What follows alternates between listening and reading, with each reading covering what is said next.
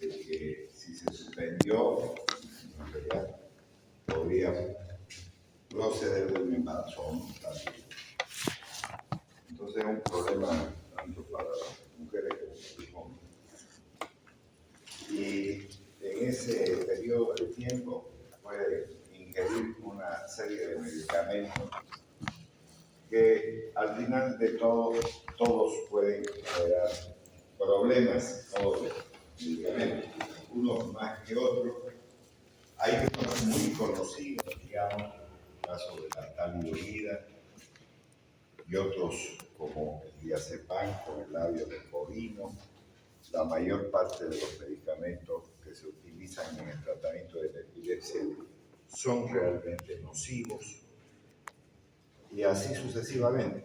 Entonces, este tema resulta importante porque nosotros como médicos no podemos en ningún momento hacer daño a la gente y menos en el periodo del embarazo. Entonces eso es lo que vamos a ver el día de hoy. Vamos a meter de lleno, claro está, en el tema. Bueno, en la introducción tenemos que la sangre materna, que eso es importante tenerlo presente, está separada de la sangre fetal, esa interrelación madre-niño, ¿no? Por una membrana celular denominada barrera placentaria. Y fíjense que ni siquiera se ha puesto placenta, sino barrera placentaria. Porque de hecho es una barrera, pero no desde el inicio. Es decir, no desde el inicio del embarazo, porque cuando se está formando la placenta deja pasar cualquier cosa. O sea, todos los medicamentos pueden pasar. Entonces, por ello, el paso de los fármacos a través de esta barrera va a depender de varias características, ¿no? Por ejemplo, de las características del fármaco. Ya hemos hablado de si tiene un bajo peso molecular, si hay un gradiente de concentración, si existe liposolubilidad, si es ácido o base débil, entonces dependerá del pH, y la parte no ionizada será la que pasará, etcétera, etcétera. Eso vamos a ver enseguida porque estamos hablando de las características del fármaco.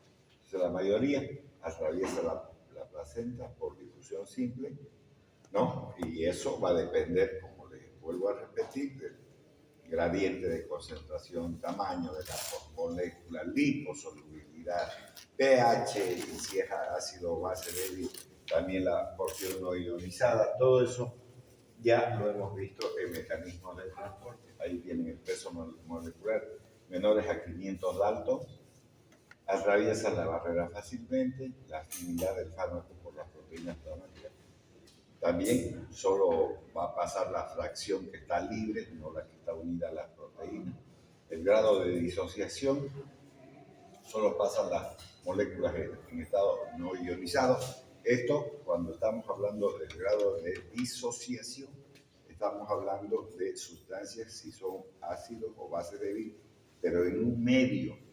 Ese medio puede hacer variar tremendamente el pasaje de los fármacos. Recuerden que uno de los ejemplos que más comúnmente tenemos en nuestro medio es la gente que mastica coca y que pone bicarbonato de sodio en su boca para modificar el pH y permitir que esa sustancia, como es la cocaína, pueda, digamos, atravesar. De la misma manera, no hay ninguna diferencia, ¿no?, en lo que ocurre, digamos, a nivel placentario también. Entonces eso es bueno tenerlo presente. Ya, ahí tenemos la liposolubilidad, y ya hemos hablado de eso también hace un momentito, ¿no? Si son moléculas muy liposolubles, entonces más fácilmente pasará. Pero no es una sola condición, ¿entiendan? No es un solo detalle de esto que estamos hablando. Tiene que haber dos o tres que funcionen, que estén presentes para poder permitir, porque puede haber una buena liposolubilidad, pero ser una macromolécula o no tener un gradiente de concentración. Si es un ácido o base débil, no tiene las condiciones para poder, digamos, encontrarse bajo la forma no ionizada, entonces puede igual fallar, lo mismo. Entonces, gradiente de concentración a ambos lados, puesto que las moléculas pasan por difusión. Obviamente van a pasar de un lugar de mayor concentración a un lugar de menor concentración. Siempre eso va a ocurrir también. Entonces, todos esos detalles ya lo hemos visto en absorción y corre de la misma manera para la placenta. Características de la placenta, entonces es importante tener presente también el espesor y va a depender obviamente de la edad del embarazo, ¿no es verdad? O de la gestación. Mayor será al principio en relación al embrión, a eso está hablando, ¿no? Entonces, porque la placenta obviamente no puede ser mayor al principio si tomamos en cuenta el niño ya grande, como está aquí. Aquí la tenemos la placenta y no estamos hablando de esto, estamos hablando de un huevo muy pequeño, entonces obviamente también la placenta va a ser muy pequeña, ¿no? Y al principio y se va reduciendo gradualmente en relación, ven ustedes después, la proporción que existe entre la placenta y el bebé. De manera que la transferencia es mayor al inicio y al final. Esto es importante tener presente. La transferencia, recuerden que ese término significa absorción, distribución, metabolización y excreción. Esta palabra transferencia. Entonces, nos está diciendo que si esta placenta permite la transferencia de medicamentos al niño, ¿no? Va a ser mayor al inicio. Por lo tanto, generalmente no existen malformaciones congénitas al inicio del embarazo. Y alguien dirá, pero ¿cómo si se pasa todo el fármaco y no produce malformaciones congénitas? No, es que hay que analizar, ¿no? Desde el punto de vista médico la embriología, y la embriología tiene varios periodos, ¿no? Entonces, dentro de esos periodos, por ejemplo, el de la organogénesis, así se llama, o sea, la generación o la creación de los diferentes órganos, ahí es donde se va a producir las malformaciones congénitas, pero no al principio no hay organogénesis, hay multiplicación celular. Recuerden que de un huevo se convierte en una módula, ¿no? Y después en un disco embrionario, y así va sucesivamente va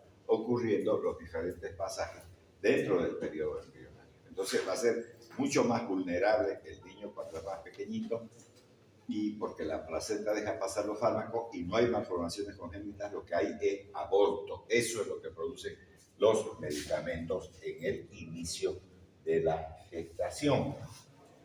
Entonces la superficie aumenta con la edad gestacional, también el flujo sanguíneo de la placenta y la integridad de ella, ¿no? Hay muchas patologías que pueden impactar y tener mucha presencia de generar problemas durante el embarazo, por ejemplo la toxoplasmosis, para poner un ejemplo. Entonces los fármacos administrados durante el embarazo pueden afectar, entonces, por un efecto directo sobre el embrión, ¿no? Entonces, efecto teratógeno, y va a producir malformaciones, pero en el periodo de la organogénesis, no cuando está multiplicándose y está transformándose en módula. Efectos sobre la placenta, afectando el intercambio de nutrientes entre el feto y la madre. O sea, puede ser asiento de muchos problemas, digamos, la placenta. Entonces, efectos sobre la madre indirectamente también afectan al feto, porque si hubiese problemas, porque, a ver, hay embarazos con estados previos patológicos. Por ejemplo, una mujer puede embarazarse siendo hipertensa, una mujer puede embarazarse siendo diabética, una mujer puede embarazarse siendo, digamos, artrítica, tener problemas de artritis reumatoidea o lo que sea. Hay enfermedades previas, chagásica o lo que sea.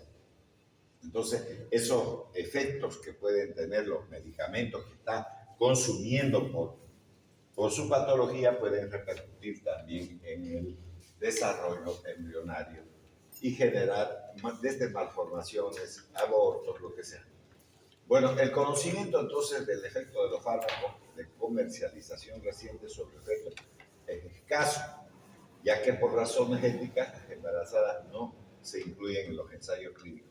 Nadie le va a permitir, hoy en día hay una convención internacional de respeto al ser humano y todas las constituciones tienen derecho los seres humanos tienen derecho a la educación, a la salud, que estoy mencionando las más comunes.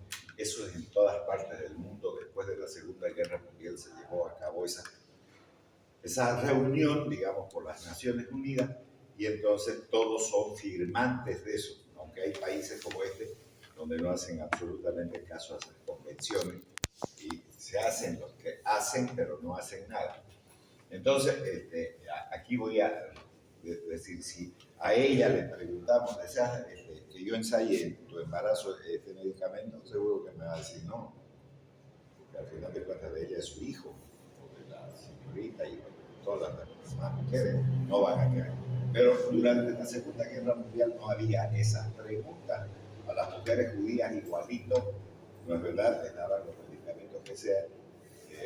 Bladman, que era el jefe de todo esto, alemán que incluso estuvo en Brasil, en Bolivia también, ¿no? Entonces, le daban todos los medicamentos, incluso lo ponían a los chicos, como hacían los griegos, digamos, de tenerlos durante toda la noche, digamos, en el ambiente. Si se morían, pues no servían, y los que sobrevivían, digamos, ya eran criados por sus madres recién. O sea, había una selección que hacían los seres humanos como la naturaleza. Hoy en día hacemos vivir lo que sea, o sea, hasta los mal formados, y después le ponemos niños especiales para que no se queje la gente, digamos.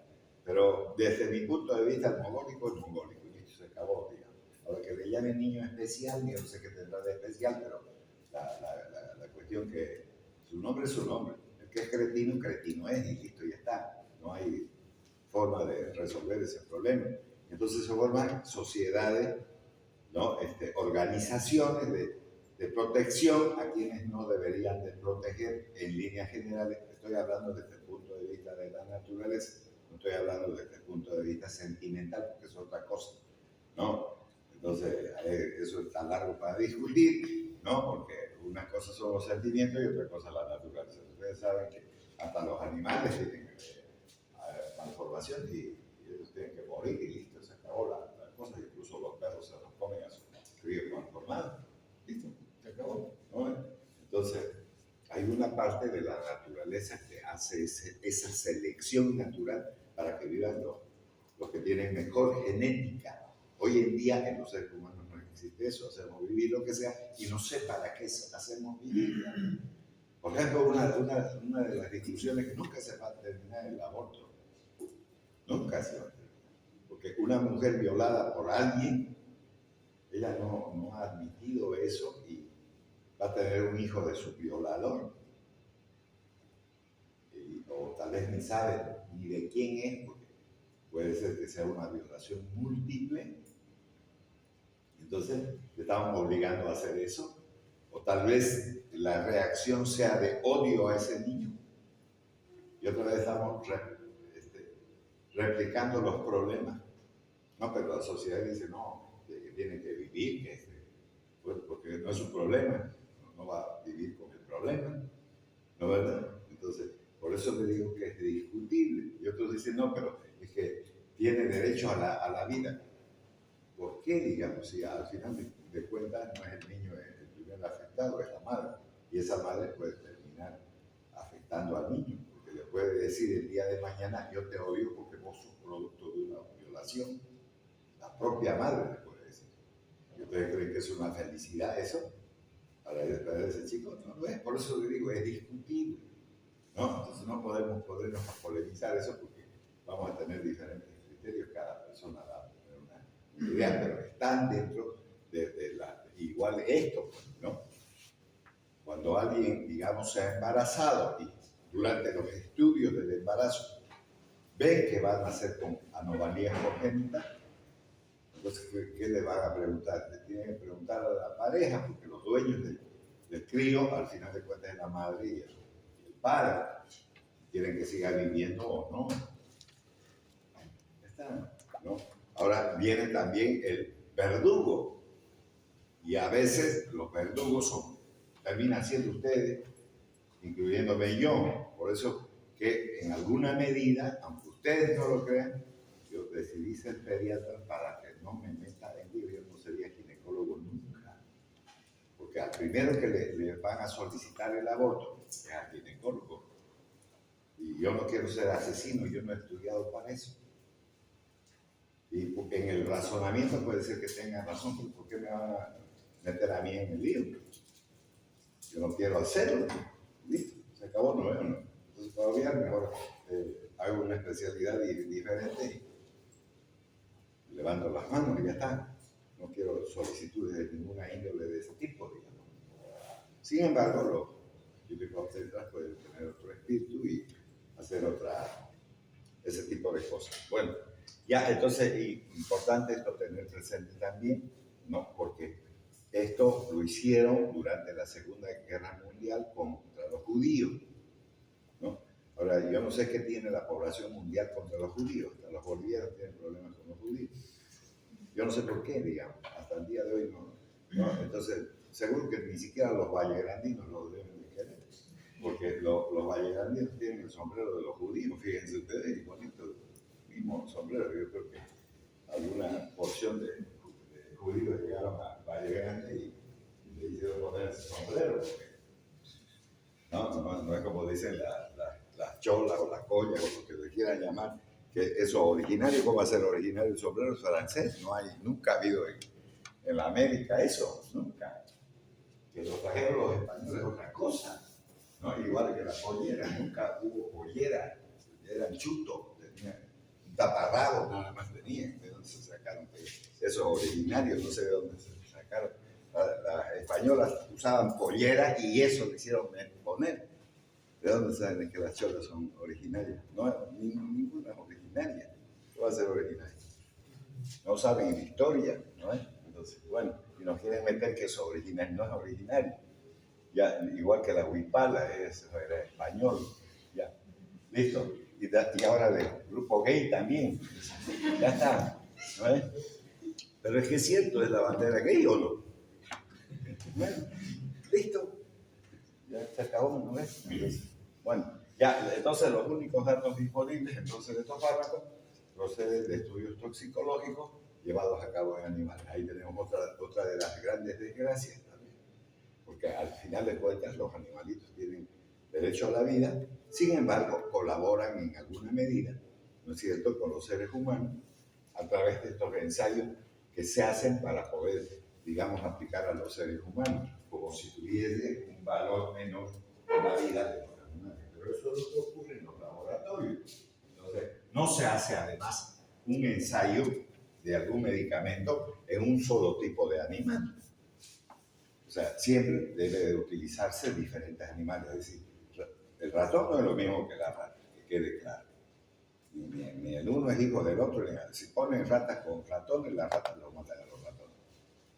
En un laboratorio ocurre eso. Entonces, rata es rata y ratón es ratón. Entonces, ratón es rata, conejo, mono, oveja, todo eso tiene que ensayarse en diferentes animales. Pero aún así, ensayándose en diferentes animales, el ser humano no es un animal. Ya está. Aunque digan dentro de la escala animal, venimos del mono, ¿cómo saben? No saben. Incluso si uno mira la historia de los sumerios, en ningún lugar dice que el ser humano es de esta tierra. No lo es. Por eso tiene una piel diferente, por eso tiene un razonamiento diferente. No hubo nunca evolución. Vinieron unos genetistas de otro planeta, hicieron esos ensayos y entonces salieron los hombres del Neandertal y todas las cuestiones, pero lo hicieron. No es que no lo hicieron. Entonces de esos ensayos salió el ser humano. Entonces ya está.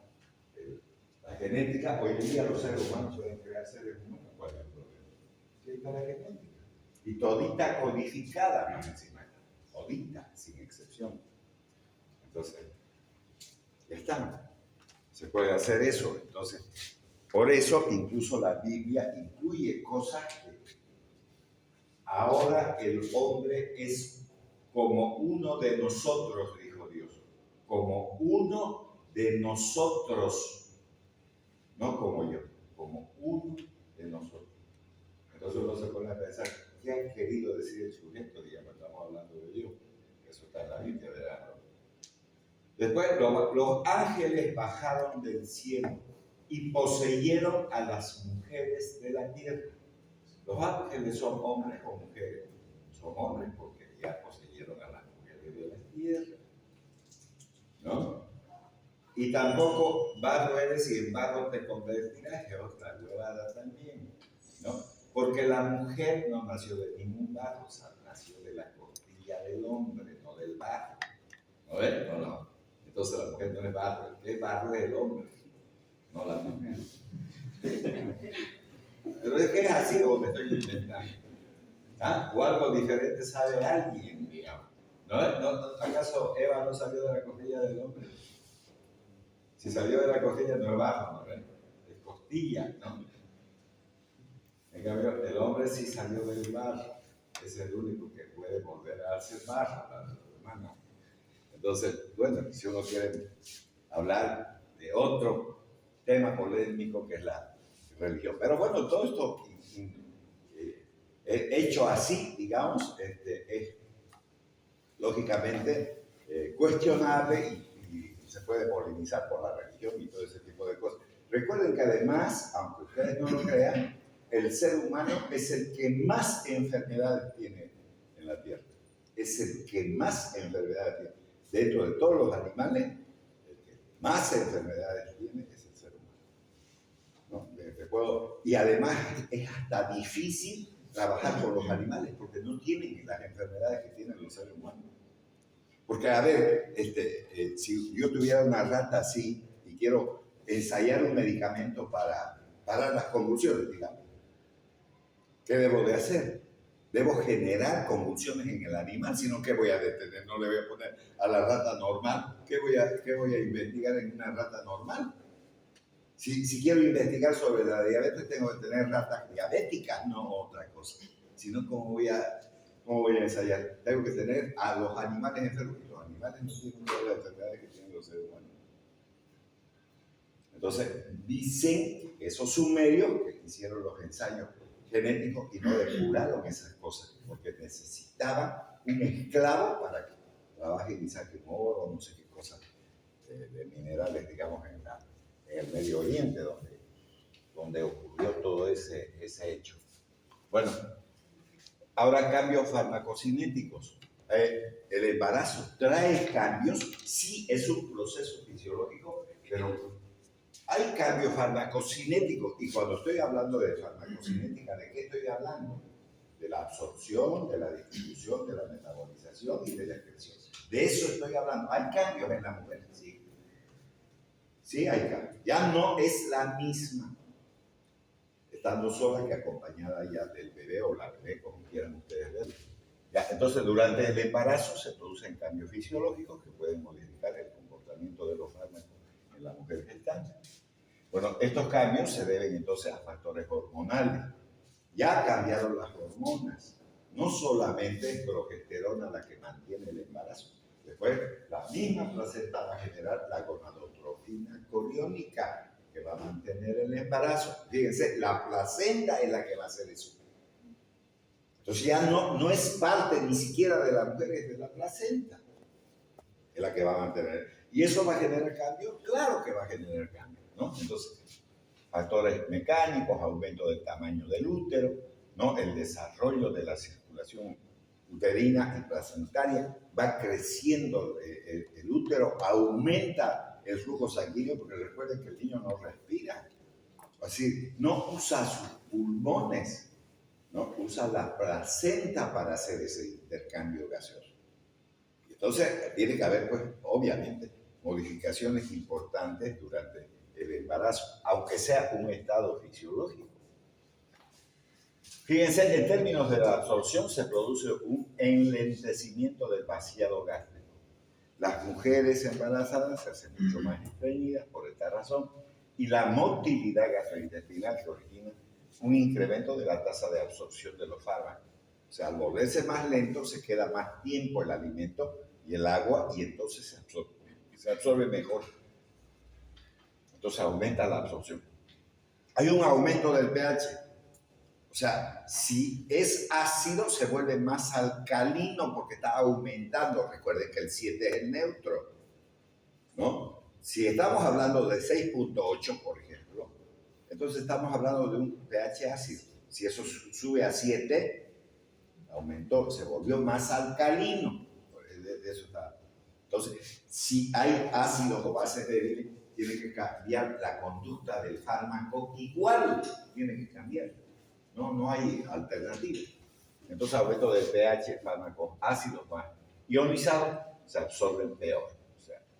O sea, ya no hay una adecuada absorción de los elementos ácidos.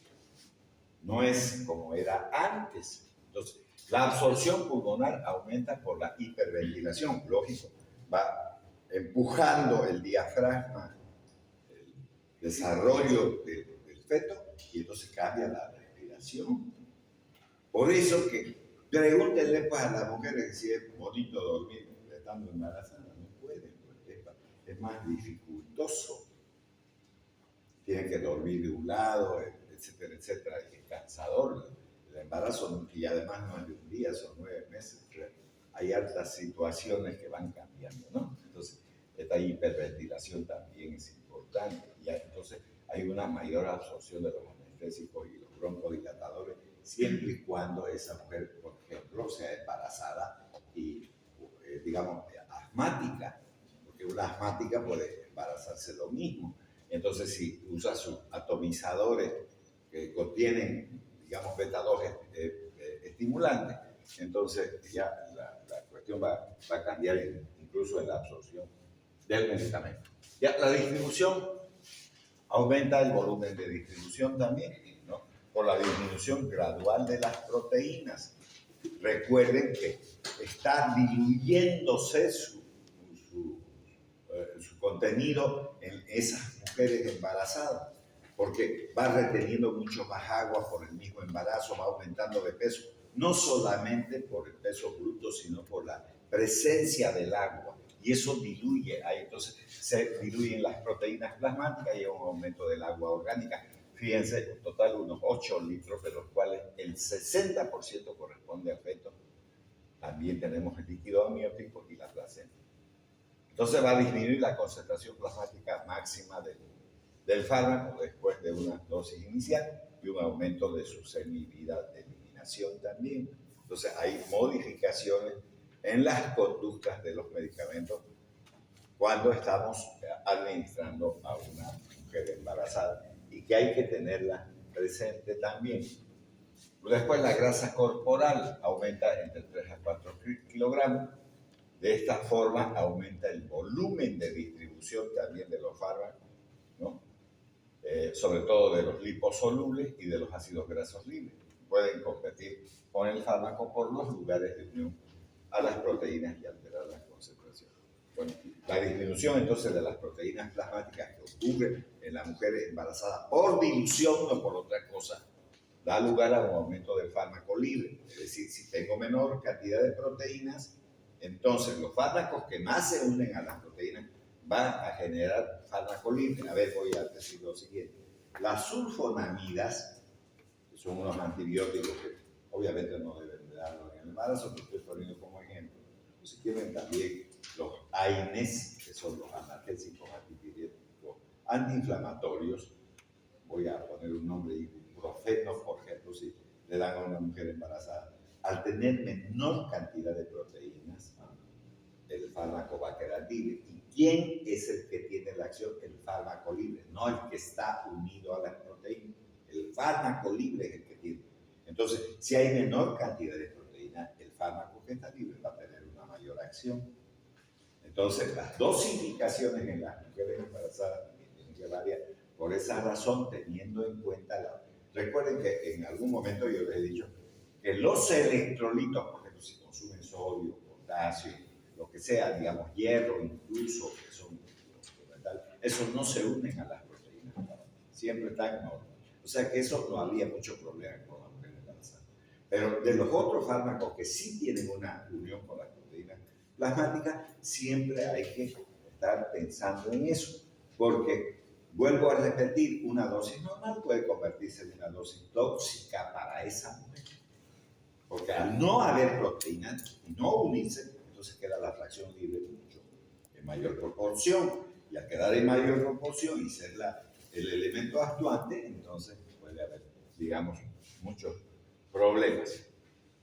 Entonces es importante, ¿no? Ya esta disminución de proteínas da lugar entonces al aumento del fármaco libre, que puede originar un efecto farmacológico mucho más intenso, ¿no? Incluyendo, digamos, los fenómenos tóxicos, como pueden ver ahí. Ya, el metabolismo. El metabolismo hepático de los fármacos puede estar alterado también, sobre todo como consecuencia de la infusión enzimática. Recuerden que las enzimas pueden inducir a una mayor metabolización y los mismos fármacos. Por decir una cosa, voy a poner un ejemplo. La rifampicina, que es un antibiótico que se usa para el tratamiento de la tuberculosis, es un inductor enzimático. O sea, hace que se metabolicen más rápido los fármacos. ¿Ya? Ahora, esa inducción enzimática en la mujer, ¿por quién es producida? Por la progesterona. Recuerden que el embarazo en su primera etapa es mantenido por la progesterona. La progesterona es la que mantiene el embarazo durante los primeros días del embarazo. Recuerden que la mujer tiene un periodo estrogénico, ¿no? Vamos a poner aquí, donde tenemos un marcador aquí. Entonces, para poder, digamos, visualizar, aquí tenemos día 1, tenemos día 14, y aquí tenemos día 28, porque es un ciclo lunar. Entonces, todo esto de aquí, hasta que se produce la ovulación, es periodo estrogénico. Y desde el momento de la ovulación, entonces viene el periodo progesterónico. Entonces, esta progesterona es la que mantiene el embarazo y entonces, al aumentar la cantidad de progesterona, ello origina una reducción de la vida media plasmática y, por tanto, la acción de los fármacos. Fíjense, va a originar una reducción de la vida media y al bajar esa vida media, entonces también disminuye la acción de los fármacos, probablemente con un efecto hasta protector sobre el feto, porque si hay menor vida media, entonces en alguna medida no llega la cantidad de fármaco que pueda afectar al niño. Pero en algunos casos esa bajada puede ser determinante en que el tratamiento no tenga una respuesta adecuada con esas dosis. Entonces aquí ya tenemos una, digamos, mujer embarazada, ustedes pueden observar ahí, ¿no? Entonces, ¿qué va a tener esa mujer? Ganancia de peso, una de las cosas que más le preocupa a la mujer, pero esto se puede controlar perfectamente haciendo sus controles durante el embarazo. El ginecobstetra va a cuidar un poco de esto, que no se exceda de acuerdo a los meses en términos del peso, porque después quedan obesas y ellas mismas vienen a tener muchos problemas de orden psicológico. Ayuno e ingesta, metabolismo de los carbohidratos, ¿no? Hay modificaciones en estos casos, estamos hablando, ¿no? Metabolismo de los lípidos y las lipoproteínas, se modifica la homeostasis del calcio. Recuerden que, ¿cuántos años vos tenés? 22, ¿y cuántos hijos tenés? Ya tengo 3, dice, ¿no? Y cuando le están hablando sin dientes, ¿no? Estoy hablando de una mujer del campo, ¿no? A temprana edad empiezan a tener hijos y como no tienen una adecuada nutrición, incluso se comen un platazo así, digamos, uno diría, de una buena comida que tenga nutrientes. Entonces uno, a veces incluso cambian los huevos por arroz para tener unos platos más llenos y no están comiendo bien, no se están calcificando de buena manera, y entonces el bebé Drácula, el que está ahí adentro, no es un bebé Drácula, ¿no? Se come todo lo que la madre tiene. ¿Qué le importa que quede desdentada o lo que sea? Pero él es el primero, ¿no? El primero en desayunar es él, no la madre. Y entonces queda sin dientes y todo ese tipo de cosas las mujeres. Entonces necesitan obligatoriamente hacer sus controles. Por eso está hablando de esta homeostasis, ¿no? Recuerden que homeostasis es equilibrio del calcio, eso está hablando, ¿no es? ¿No? Recuerden que Walter Cannon y Claudio Berna acuñaron este término para mencionar el equilibrio del medio interno, homeostasis, eso está en fisiología, ¿no es? Estamos hablando del metabolismo de las proteínas, también hay cambios, porque si se está formando un nuevo ser, se necesita la incorporación de muchas proteínas, porque la mayor parte de los músculos están estructurados, ¿no es cierto?, por las proteínas.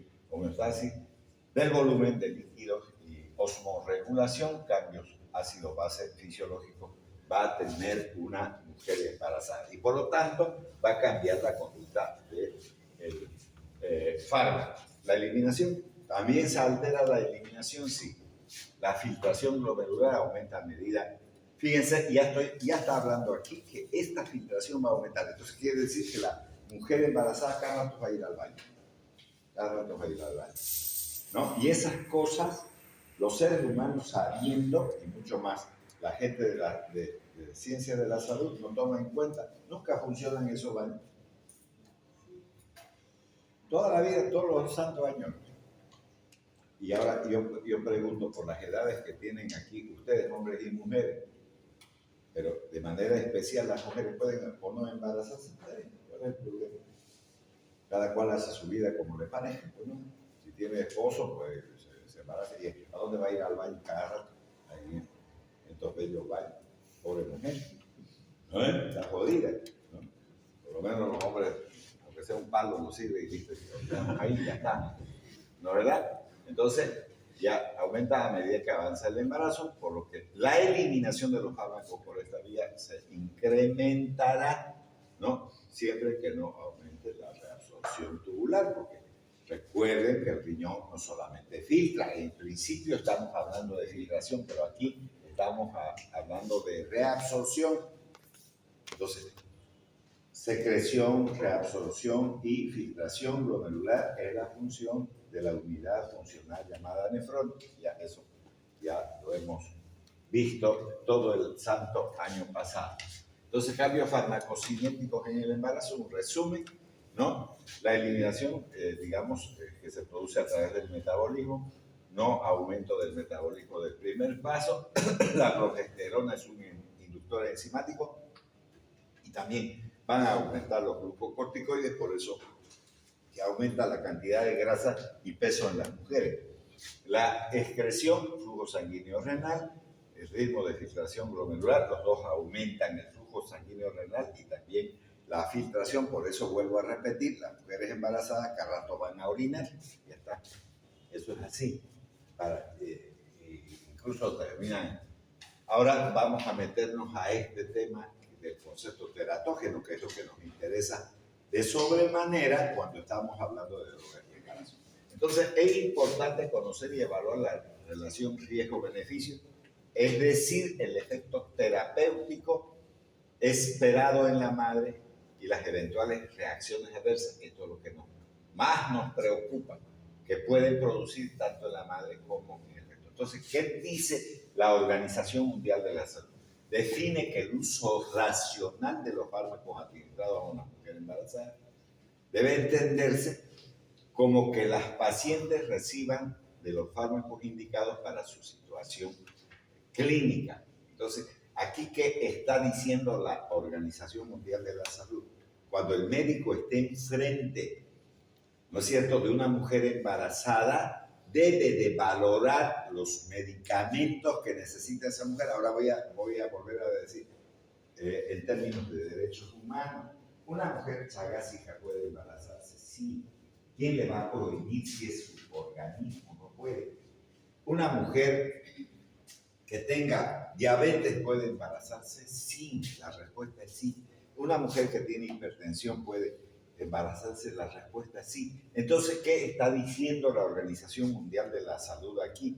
¿No? Define que el uso racional, el médico debe de usar la razón del hecho de que esa mujer no es una mujer simple, es una mujer que está embarazada, ¿no? Entonces, de los fármacos administrados a una mujer debe entenderse como que las pacientes reciban de los fármacos indicados para su situación clínica. O sea, el fármaco que usted va a usar en esa mujer embarazada tiene que ser el menos dañoso posible, porque al final de cuentas, si no le da el medicamento, va a morirse igual, ¿no? Por ejemplo, el hecho de que el diazepam, por ejemplo, que es una benzodiazepina, puede llegar a producir este problema. Y aunque ustedes no lo crean, es una desgracia trabajar en pediatría y en neonatología. Es una desgracia. Porque yo, digamos, años he sido jefe del servicio de neonatología de los sábados. Los sábados yo hacía turno ahí en la maternidad. Y entonces nacen estos niños y los dejan, sobre todo los paisanos, que son número uno para dejar a los chicos y los dejan. Incluso dicen, te los regalo. Así dicen, en serio. Y probablemente uno diga, ¿cómo puede hacer eso? Pero es que lo que pasa es que el que acaba de nacer no tiene, digamos, un nombre, no tiene una camita, no tiene una identidad. Entonces, con un perrito lo regalan igual. ¿En serio? Así es. Entonces, ahí tienen, digamos, los problemas que vamos a empezar a ver luego. Ya. ¿No?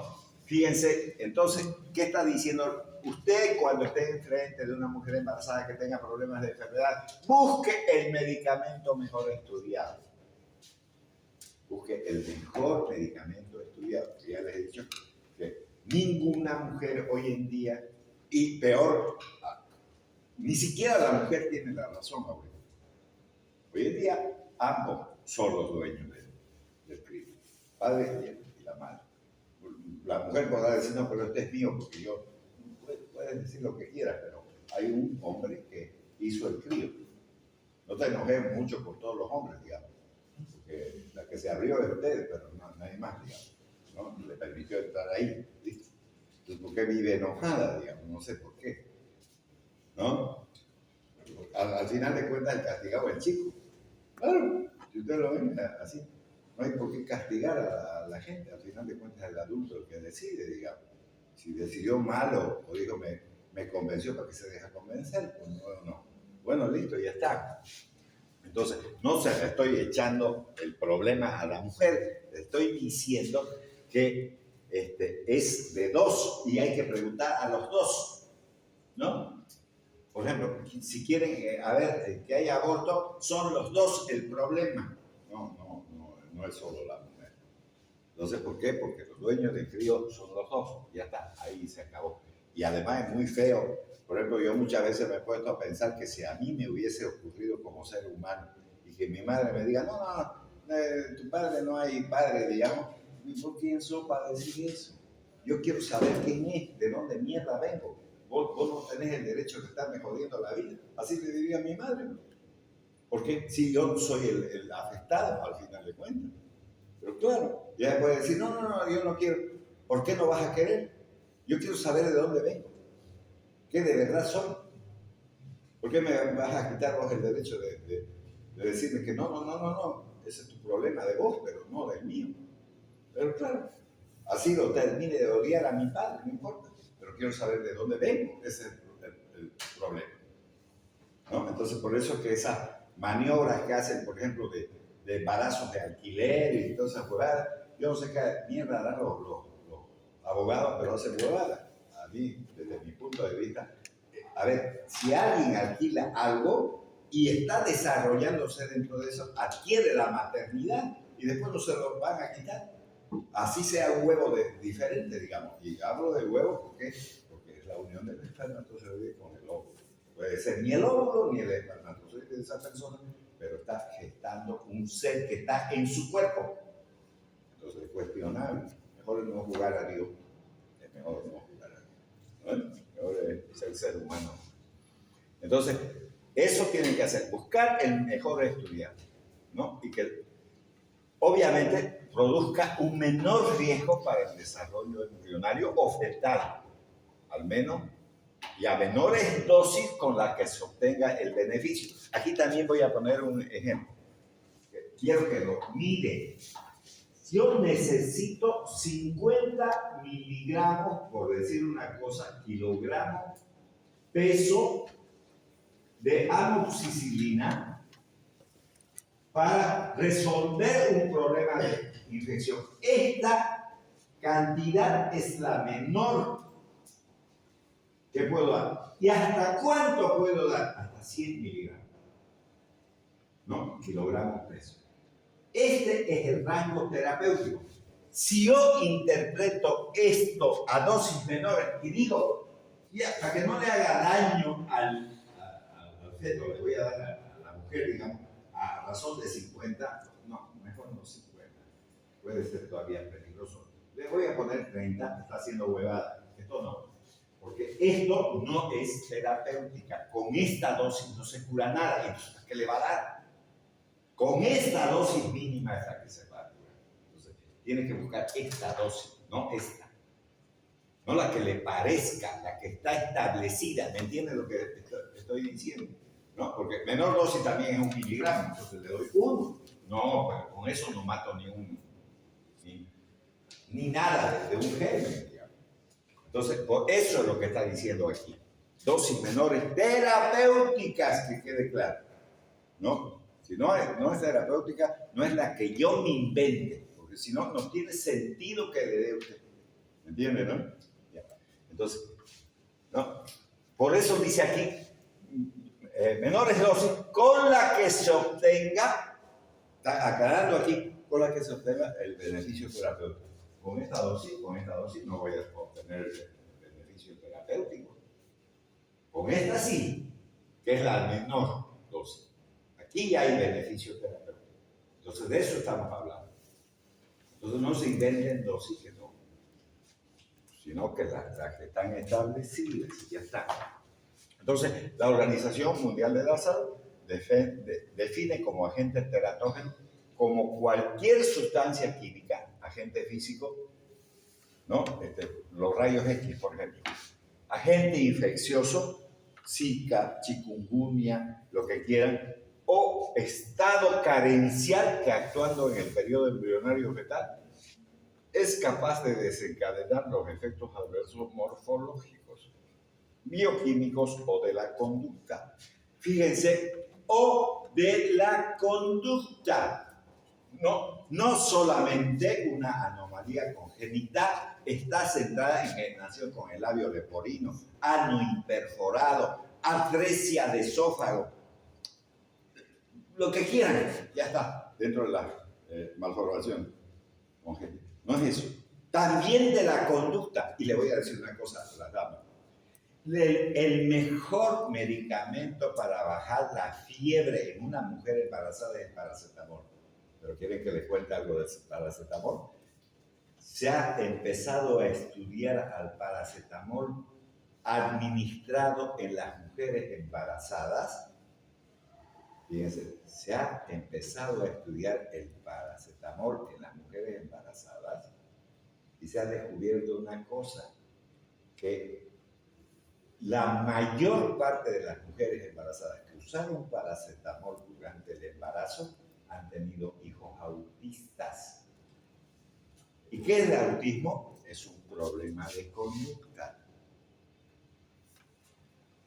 ¿No? Son personas que están en su mundo.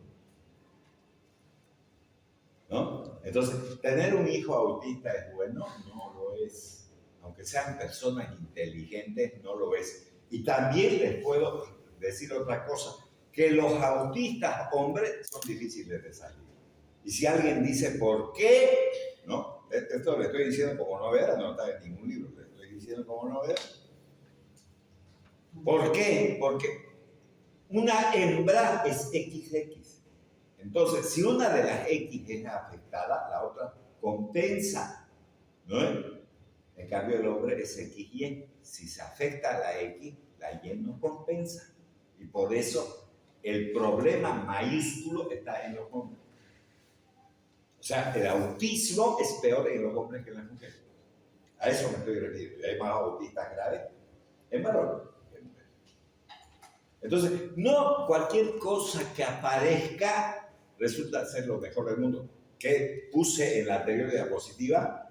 Oiga, doctor, use el medicamento más conocido.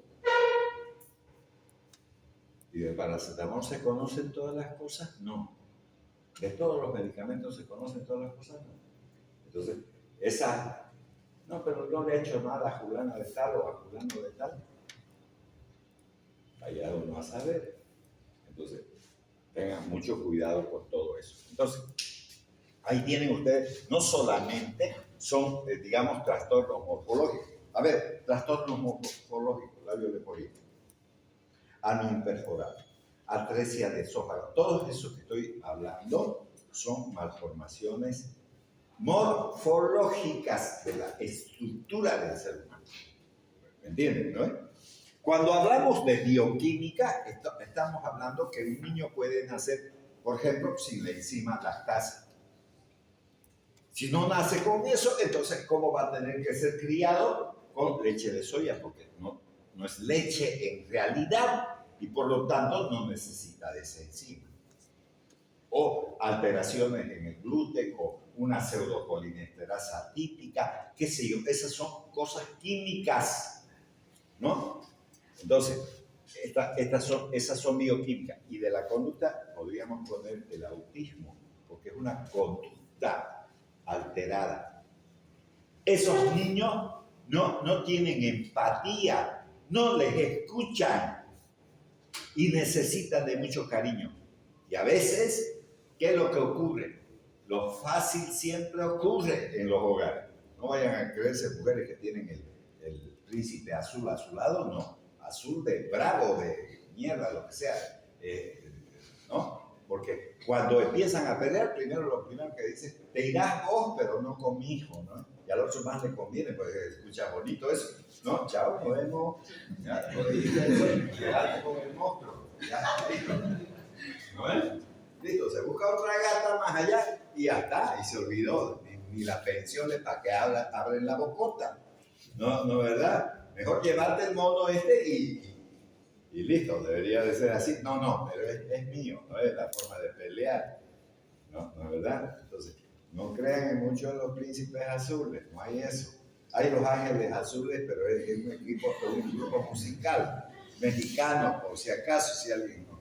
Ya, entonces, ya listo, ¿no? Entonces, esas cosas deben de tenerlas presentes. Entonces, ¿qué es lo que pasa? Se van. Y cuando se van los hombres, ¿qué pasa?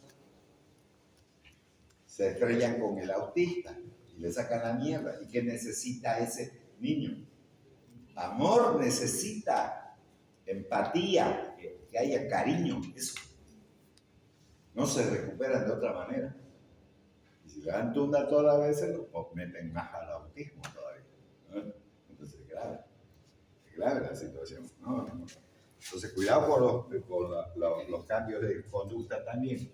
Entonces, por ejemplo, aquí tenemos varios medicamentos, la mayoría de ellos son para la epilepsia, pero miren, la talidomida, Leipzig, Alemania, vieron a las mujeres embarazadas para evitar los vómitos y todo ese tipo de cosas, defectos de los miembros, malformaciones cardíacas producidas.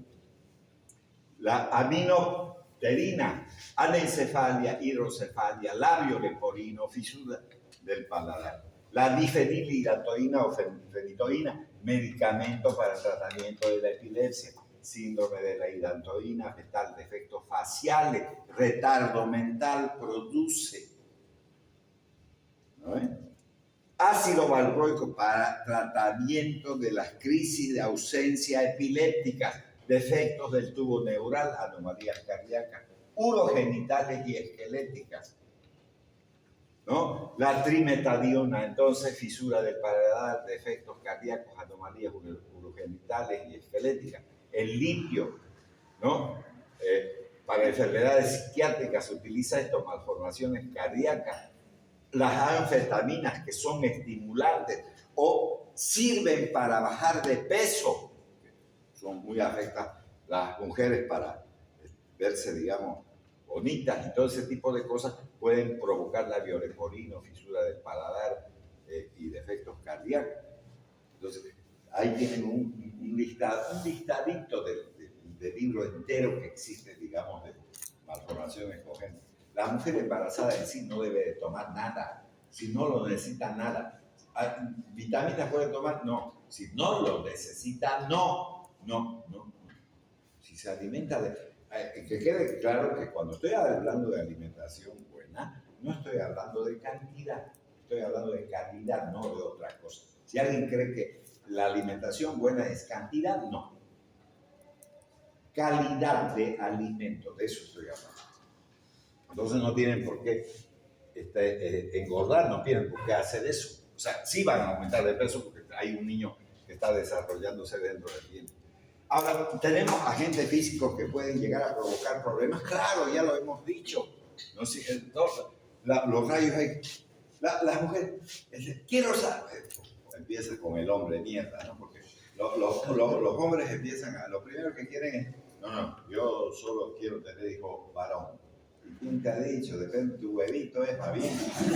Depende de tu huevito, no es, depende de la mujer, porque el hombre es el que lleva el sexo, no la mujer. La mujer siempre va a ser XX, no hay forma, ¿no? Entonces, un hombre que tiene y dice voy a cambiar de mujer, va a seguir teniendo hijas mujeres, puro chancletudo nomás, y ya está.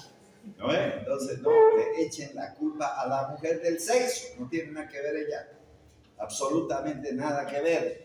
Entonces, ya hay algunos hombres que tienen hijos puros hombres y hay otros que tienen hijos puras mujeres, no tienen otra cosa, no. Si quiere tener un hombre, que lo busque al vecino, pues por ahí funciona mejor. Ya, entonces, rayos X. Entonces, ¿qué puede provocar esos rayos X? Estoy hablando de la ecografía, por eso las primeras ecografías son la culpa del hombre. Yo quiero saber qué sexo tiene mi hijo. ¿Y para qué? Yo no sé para qué. ¿Qué va a hacer si le sale el sexo que no quiere? Dejó de ser padre automáticamente, va a seguir siendo el padre. Entonces, ¿cuál es la razón?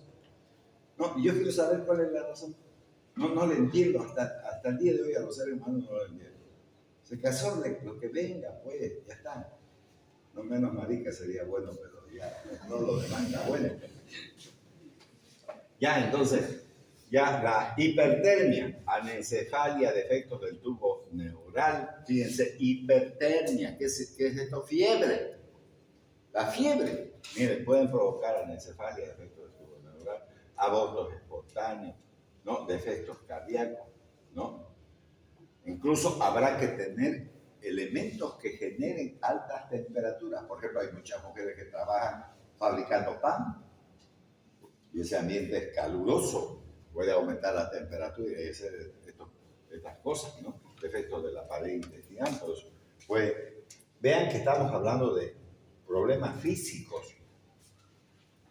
Ahora, agentes biológicos que produzcan malformaciones durante el embarazo, ¿no? Entonces, agentes infecciosos, por ejemplo, la toxoplasmosis, generar hidrocefalia, calcificaciones cerebrales, microftalmía, la rubiola, cataratas, glaucoma, defectos cardíacos, sordera, ¿no? Ahí tienen el citomegalovirus, macrocefalia, ceguera, retardo mental, ¿no? Virus del herpes simple, microftalmía, microcefalia, displasia retiniana, infecciones de la piel, ojo, boca, ¿no? Daño del sistema nervioso central y otros órganos, ¿no? Internos, retardo mental o la muerte. Entonces, aquí tenemos agentes biológicos, ¿no? O sea, virus, todo ese tipo de cosas. No hemos mencionado el Zika, también produce eso. También produce problemas, ¿no? Sobre todo a nivel del tubo neural. ¿Ya? Entonces, ahí está. Entonces, la teratogénesis puede manifestarse como muerte fetal, intrauterina, retraso del crecimiento fetal, carcinogénesis, malformaciones estructurales orgánicas o defectos funcionales. Entonces, ya está. Ahí tenemos varias cosas, ¿no? Que hay que tener presente. Ahora, condiciones para la producción de malformaciones congénitas, etapas del desarrollo. Ahora, vamos a hablar, recuerden que el embarazo está dividido en 3 trimestres. Problemas del primer trimestre, del segundo, porque 9 meses dura el embarazo, por eso está dividido en trimestres, ¿no? Los ginecólogos siempre dividen en trimestres.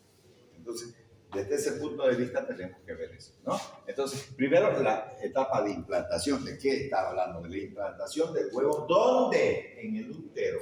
¿Y qué es el huevo? La unión del espermatozoide con el óvulo.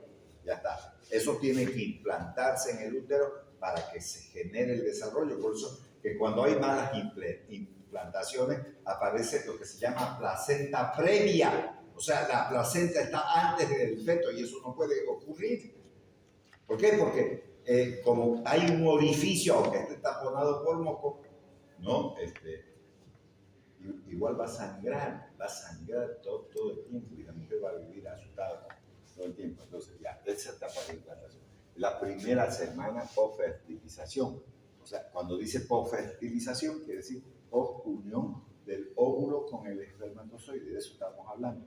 Entonces, periodo de máxima embriotoxicidad. Fíjense, cualquier medicamento va a provocar esta embriotoxicidad, pero no va a terminar en malformaciones congénitas, va a terminar en aborto. Eso va a ocurrir. Y la mujer puede llegar a creer que lo que está teniendo, digamos, es su menstruación, nada más.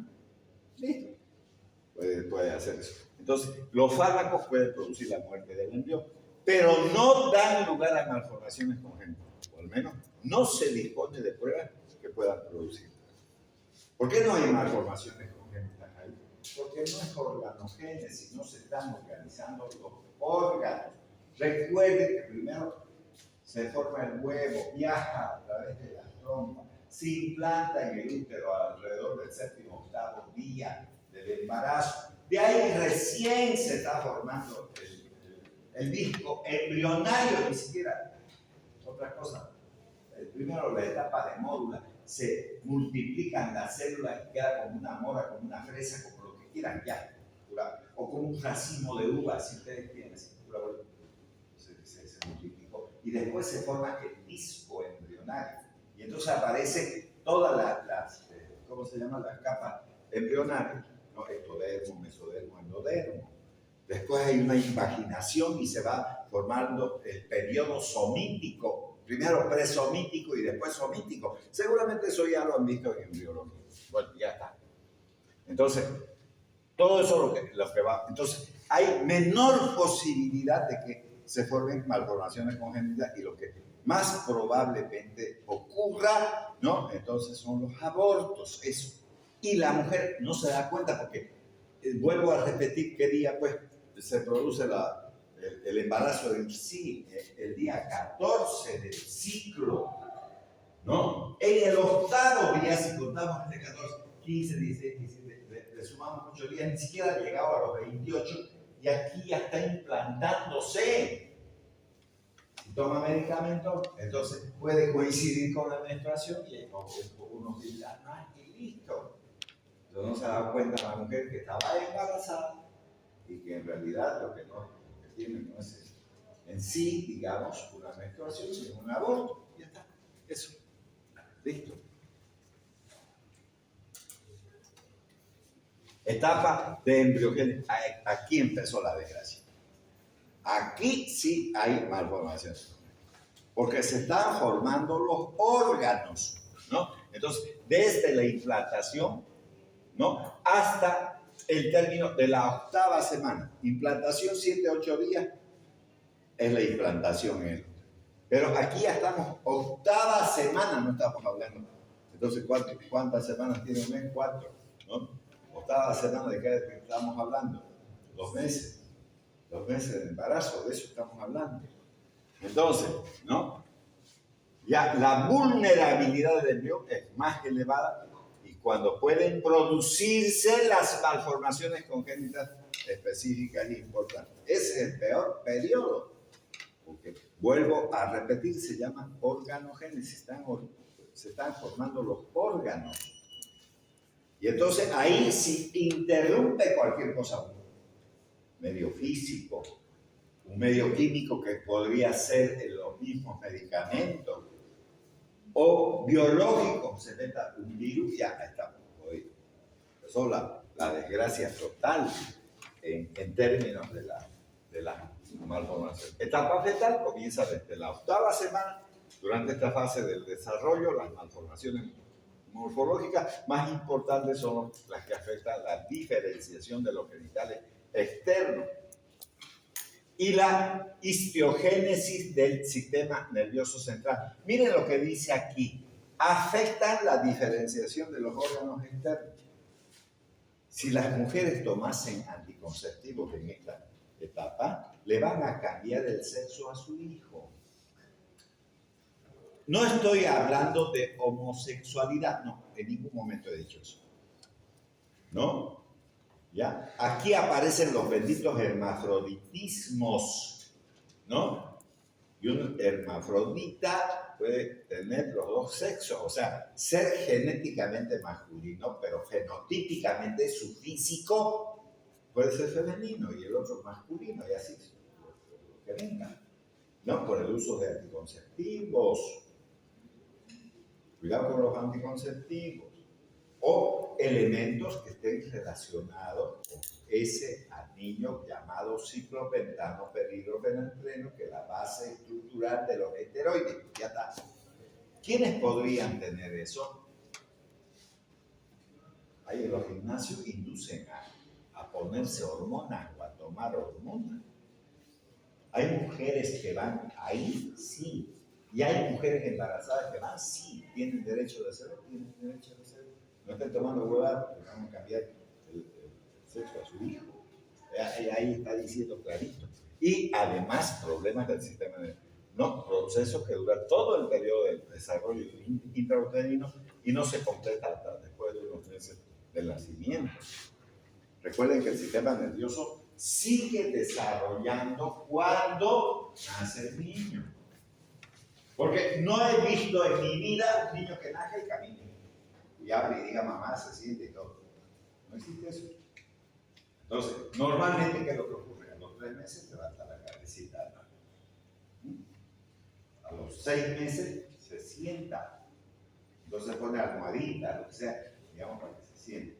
Porque no hay que forzarlo, pero es la etapa en que debe de sentarse, le guste o no 6 meses, como término medio. Si alguien dice, se sentó a los 5, ya está bien. Si alguien dice, digamos, se sentó recién a los 7, también no está retrasado. Estoy poniendo un término medio. Por números, si quieren. 3, 6, el doble, ¿no? Después, 9, se para. Y 12, camina. Eso debe de hacer el ser humano en el desarrollo neurológico. Y eso sigue, pues, después de que ha nacido. ¿Cuál es el ser humano que no hace eso? Todos hacemos eso. Todos hemos hecho eso. Bueno, entonces, y sigue desarrollando el sistema nervioso. Sí. Entonces, eso ya está. Ya, susceptibilidad genética. No todas las mujeres tienen la misma conducta. Alguien dice, estoy embarazada. Medio que me tropecé un poco, ya se me está saliendo el chico, ¿no? Otra dice, amiga, estoy embarazada, en mi casa, y el tipo uno ya ni me conoce, pero no se ve como porque ¿quién es la primera que sabe del embarazo? La amiga.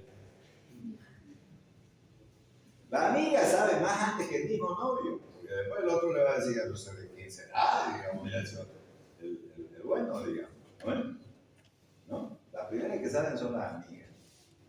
Entonces buscan cómo resolver ese problema. Ya, tomate esto, me han dicho que esto, y nada, no saben ni cagando, ahí queda duro. El otro se tira un estornudo y ya se le está saliendo mierda. Entonces uno no termina de entender a la mujer, alguna no se le sale ni llorando y otra se le sale con un estornudo, como le digo. Entonces, eso es susceptibilidad genética. Hay mujeres que no responden, o por lo menos su organismo es tan bueno que no le deja que lo afecten a sus niños ni llorando. Aunque ustedes no lo creen así. Entonces, la respuesta del embrión a los agentes exógenos va a depender de la constitución genética de ese ser humano. Estas diferencias hacen muy difícil la extrapolación de datos del animal al hombre. Primero, que quede claro, los seres humanos no son animales, son seres humanos. La rata es rata, el gato es gato, y así sucesivamente. Cada cual es una especie diferente. No se puede traspolar lo que le ocurre a un animal, le va a ocurrir a la mujer. ¿Por qué? ¿Acaso ese animal es mujer? Podrá ser del sexo femenino, pero ¿qué tiene que ver una cosa con la otra? La mosca es mosca, el mosquito es mosquito, y ya se acabó el problema, digamos.